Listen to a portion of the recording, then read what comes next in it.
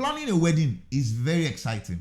But what happens when your family says, you are too young to get married? Trust me, pre-wedding contentions are very real. But here is how to navigate them wisely and stay on course on the journey that you are building together.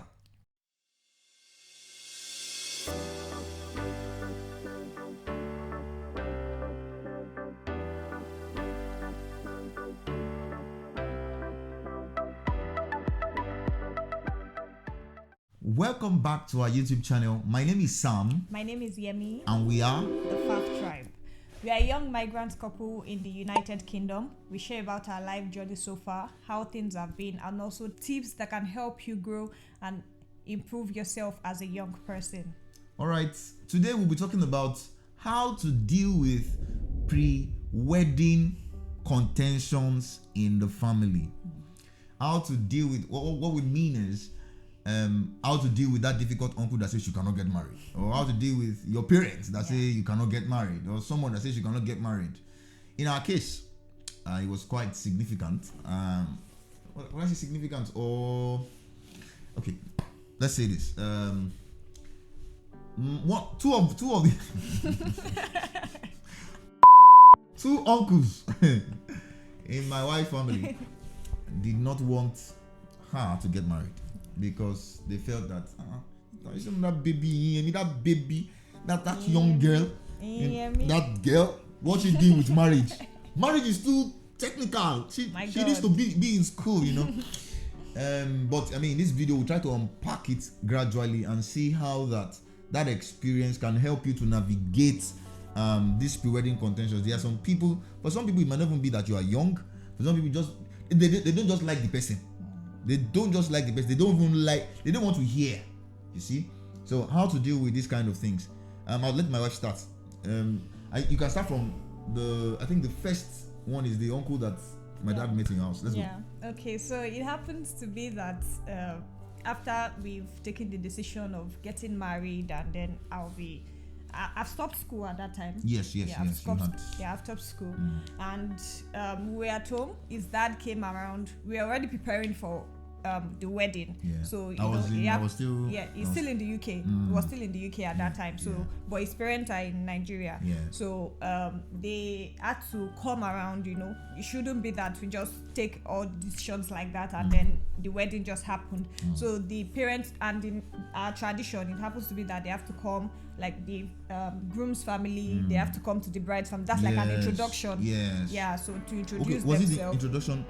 Okay, no, they were preparing for the introduction. Yeah, they were preparing for the introduction. Okay. So his dad came around, and then it happened that my uncle, one of my uncle, was around. But then that uncle was not really aware of my relationship. He was not aware that I was in a relationship at that time. So seeing someone come to our house and then talking about marriage, so it was like new. It was really new. It was really new to him. So when the whole discussion happened, he started asking questions like, okay, now that we know that they are planning to get married, what's their plan? What's their next plan? As per I'm still in school, and they know that I'm still in school and I'm the last born, and then it shouldn't be that we'll get married and then I won't know what else to do, what next to do. With your life. Yeah, with my life. You know, he was just trying to carve everything. It shouldn't be like, he could not say it out that no, you could not. You know, when they just need to take that decision that no, it can't happen. But then they are not.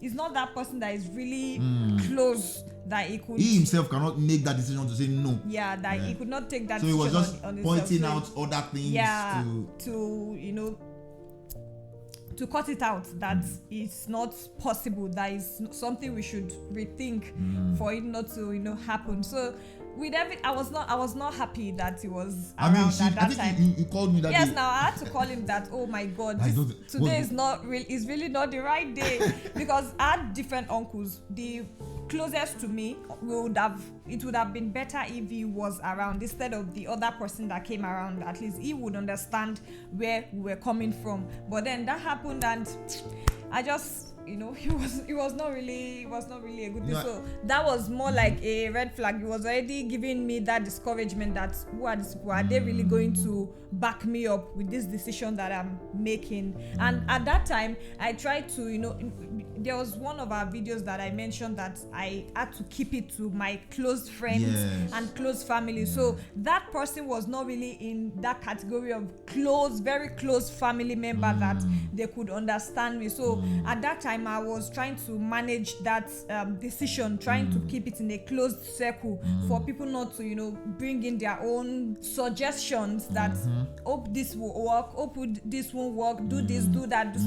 When all of that they are too much, it will just, you will be confused, you won't know what to do. So at that time, it was more like a contention that hope this thing will work. Well, we give glory to God. I mean, I think one of the things that helped us was that our parents were on board. Because we had our parents on board, it was easier to move. Because she had told her mom and her sister. We mentioned that in one of our videos. She has told her mom and her sister they had already given consent, like they were on board with it. I don't know how, I don't know why they decided to be on board with it. I don't know. See, for that, I also said I was going to mention the reason they were on board. The reason they went on with that decision with me was because they've seen that level of maturity that this girl, she's not just a last born. She's able to take decisions on her own. She's able to take some steps that they have seen. So that made it more easier for them to know that she's good to go. Yes, because it would have been difficult if you are still one last one that they stand up, go and do this. Spiritually, you are just lethargic. You are just doing life anyhow. It would have been difficult to make that kind of decision because that would be a risk. They will be putting the person that she's going to get married to, or even herself, at risk because she will be having a load that she cannot bear. You see, so family, immediate family, nuclear family, were on board with the decision. My nuclear family were on board with the decision, so it was easy.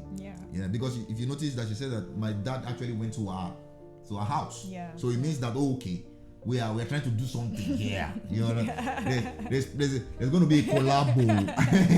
So there was that, and so one of the things that we want to also share is that primarily you need your parents' consent.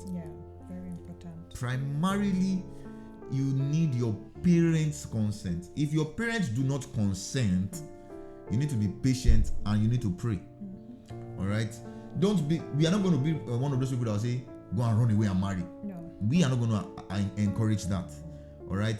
If it's your parents that are proving difficult, there's some people that their parents are actually not born again.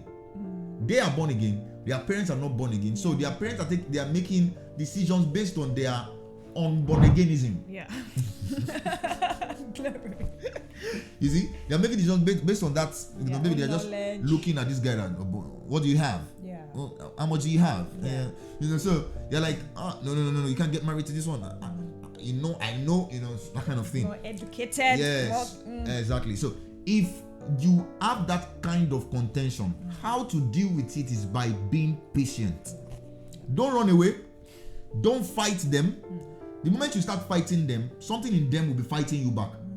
True. But if you do not fight them and you settle it with your partner that we are not going to do this without our parents' consent and we are going to do life together, that already gives you a soft landing, because they see two of you, as determined.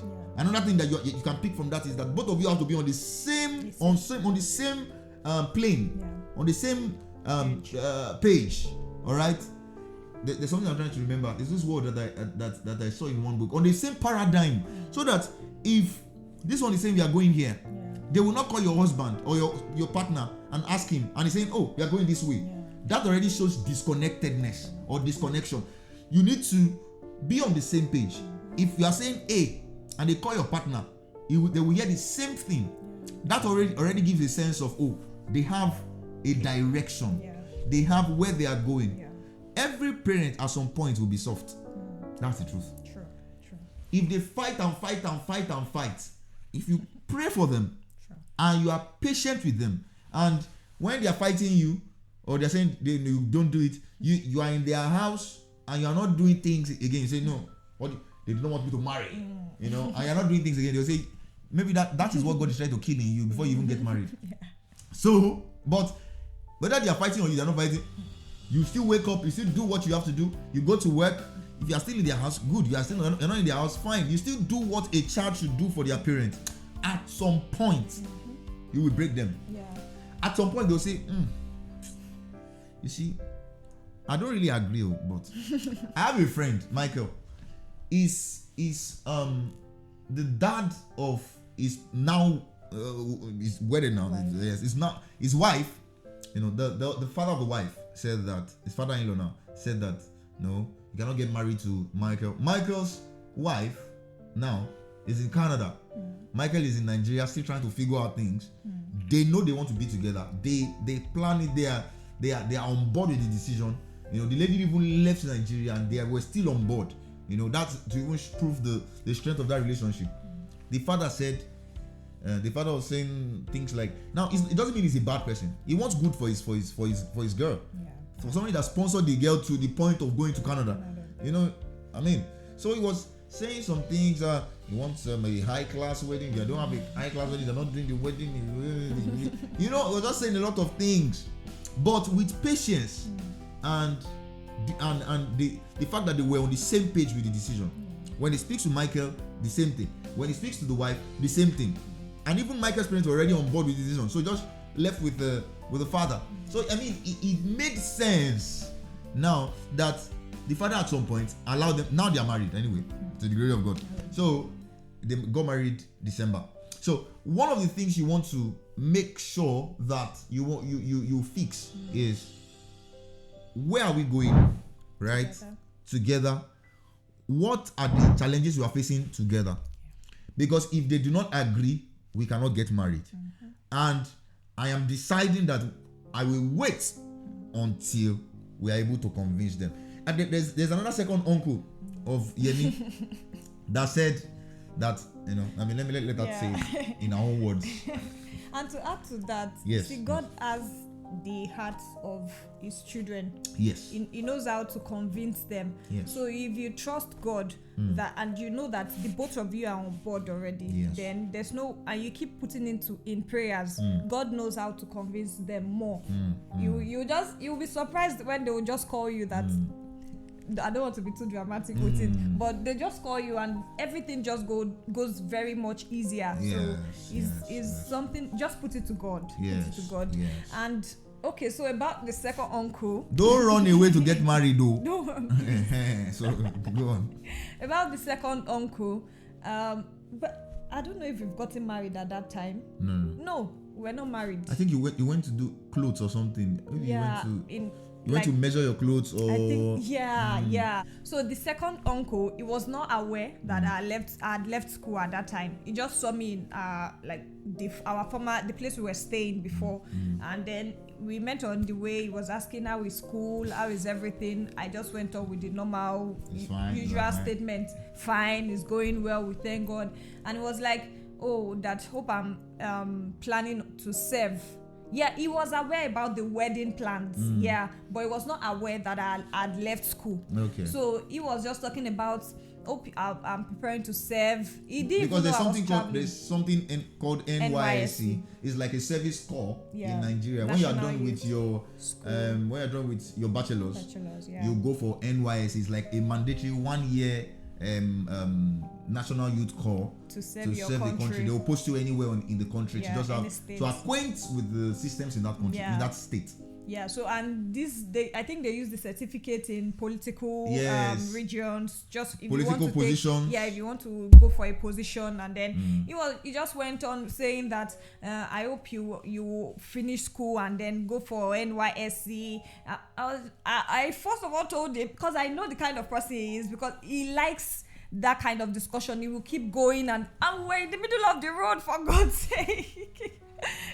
So he went on and on. He asked me if I will serve. I said no. He was like, no, that's not possible. That I have to serve, because you said no. If I want to, if there's in the future, I might not know. I might want to become the president, and Nigeria. Then they try to check my documents. I just today I was just feeling like, this brother, you don't know my plans. Honestly, and it's very important for you to know where you are headed to. This is also very, very important, because it boils down to they giving you the different ideas that you won't know. And they like you. It's not like they are giving you. They are trying to help. Mm-hmm. They are just trying to help. But when you don't know where you are headed to, you'll be tossed to and fro. You'll be confused. You won't know what exactly to do. So he was just trying to suggest that I might want to become maybe a minister of something in the future, so I should make sure to serve. I should make sure to do this and that. I should not I should not allow anything distract me from that path. So I was like, all this thing, I know where I'm going. Don't worry. Thank you very much for this suggestion. So all of that would come. If she serves, it will be like 3 years. 3 years. 2 years of finishing school and then 1 year of serving. So we will not even be here in the first place. Yeah. And that 3 years, I mean, who knows? So, but we were sure that God wanted us to get married.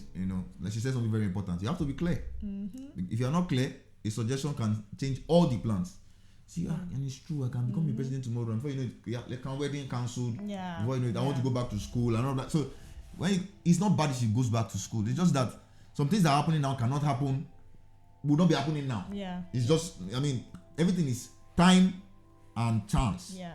Seasons for everything on earth. Yeah. All right. So, one thing I like to point out finally is that you need to be to know that anyone that is opposing your union or looks like they are opposing your union, they do not necessarily hate you. They do not necessarily want the worst for you. Most of the time they actually want the best for you.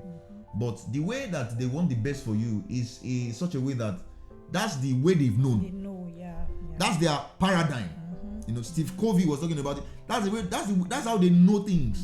So if you don't do things that way, it means that you are becoming an outlier. So you're like, this is the way we know how to do things. This, when you do this, you now do this, you now do masters, you now do this, you now do, so you already know that if you don't do it that way, you are doing something wrong. Some people feel like before you can earn a lot of money, you need to labor. There needs to be something to show that you are laboring. That's why the idea of making money online does not appeal to certain people, because it feels like, how do you sit down at home and be earning $10,000 in a month? It doesn't appeal. So it doesn't mean they hate you. It just, that's how they know. That's what they know. All right.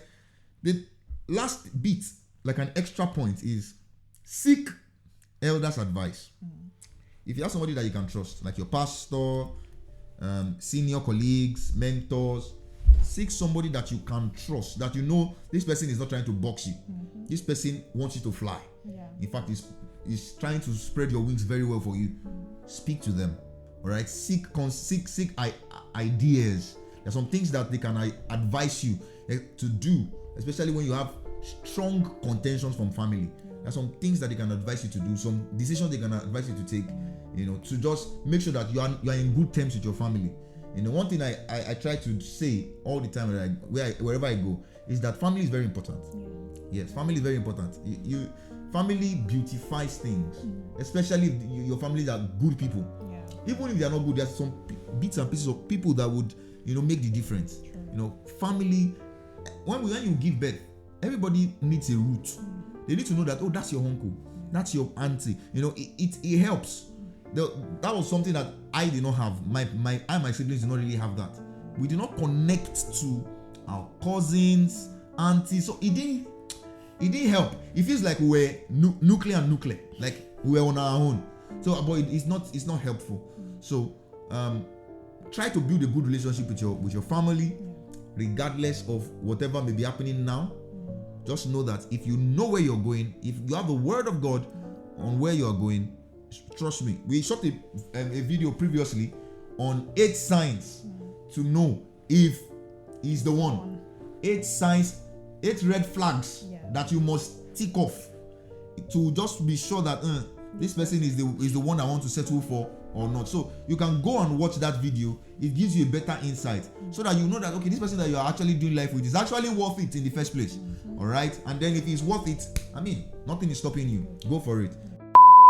All right. Thank you for watching our video. Thank you. We love you. Please subscribe, share, like, comment, retweet, repost. God bless you in Jesus' name. Bye bye. Thank you. Bye.